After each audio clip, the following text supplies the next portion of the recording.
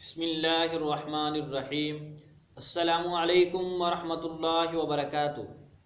شروع اللہ کے نام سے جو تنہا ساری کائنات کا خالق مالک رازق ہے، اور بے شمار درود و سلام ہو ہمارے پیارے نبی حضرت محمد صلی اللہ علیہ وآلہ وسلم پر، جنہوں نے انسانیت کو توحید کا سبق دیا۔ مسلمانوں کا عقیدہ ہے اللہ واحد ہے، اس کے سوا کوئی خالق نہیں، مالک نہیں، رازق نہیں۔ وہ اپنی ذات و صفات میں تنہا ہے، یکتا ہے۔ یہ اس کو عقیدہ توحید کہتے ہیں۔ یہی عقیدہ مسلمانوں کی مقدس کتاب قرآن پاک سے ثابت ہے۔ یہی عقیدہ عقل کے مطابق ہے، اور یہی عقیدہ ہمیں عیسائیوں کی مقدس کتاب بائبل بھی دیتی ہے، جبکہ مسیحیوں کے پادری ان کو صحیح عقیدہ نہیں بتلاتے۔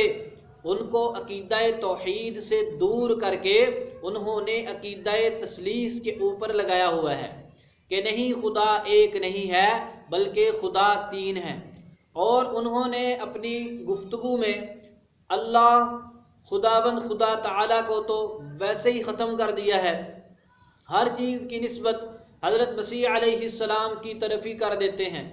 انہی کو خدا کہہ رہے ہیں، انہی کو اول آخر کہہ رہے ہیں، انہی کو زمین و آسمان کا مالک کہہ رہے ہیں، حالانکہ ان کا یہ عقیدہ ان کی اپنی مقدس کتاب بائبل سے بھی ثابت نہیں ہے، بلکہ بائبل ہمیں اس کے خلاف عقیدہ دیتی ہے۔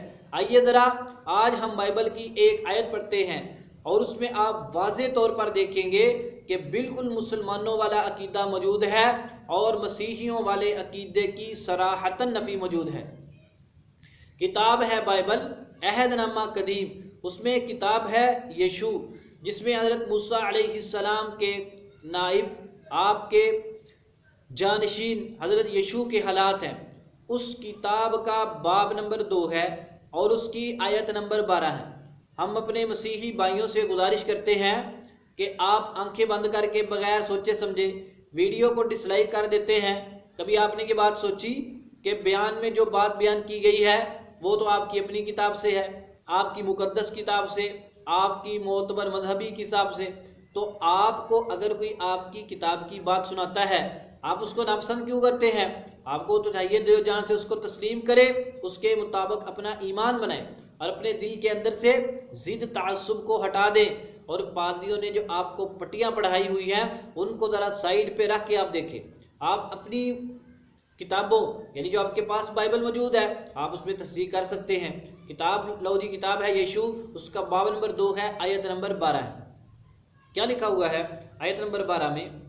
یہ سب کچھ سنتے ہی ہمارے دل پگھل گئے، اور تمہارے باعث پھر کسی شخص میں جان باقی نہ رہی، کیونکہ یہ بڑا قابل غور جملہ ہے، کیونکہ خداوند تمہارا خدا ہی، یہی لفظ قابل غور ہے، اس پر غور کرنی، اس نے سب غیروں کی نفی کرنی ہے، ہی نے، کیونکہ خداوند تمہارا خدا ہی اوپر آسمان کا، یعنی خداوند تمہارا خدا ہی اوپر آسمان کا، اوپر والی ساری مخلوقات کا، اور نیچے زمین کا خدا ہے، اور نیچے زمین کا خدا ہے، اور نیچے زمین کا خدا ہے۔ پھر سنیے، کیونکہ خداوند تمہارا خدا ہی اوپر آسمان کا اور نیچے زمین کا خدا ہے۔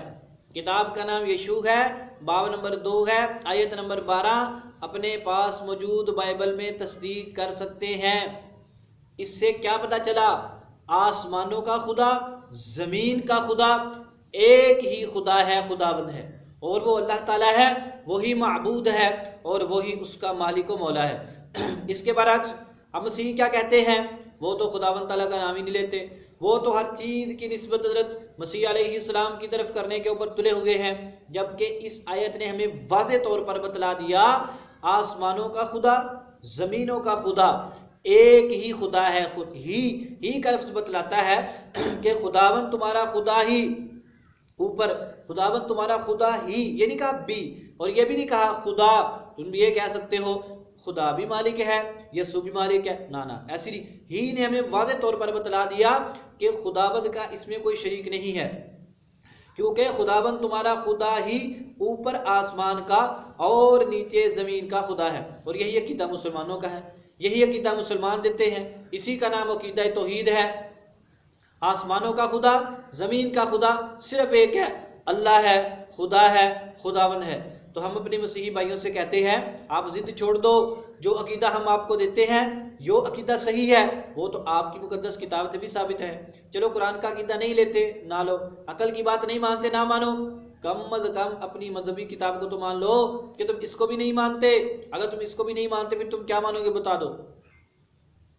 جو عقیدہ قرآن نے دیا وہی بائبل نے دیا، وہی عقیدہ ٹھیک ہے۔ تو ہم آپ سے گزارش کرتے ہیں ضد کو چھوڑ دو، اس عقیدے کو مان لو، یہی عقیدہ سچا ہے۔ جس کا یہ عقیدہ ہوگا وہ مرنے کے بعد نجات پائے گا۔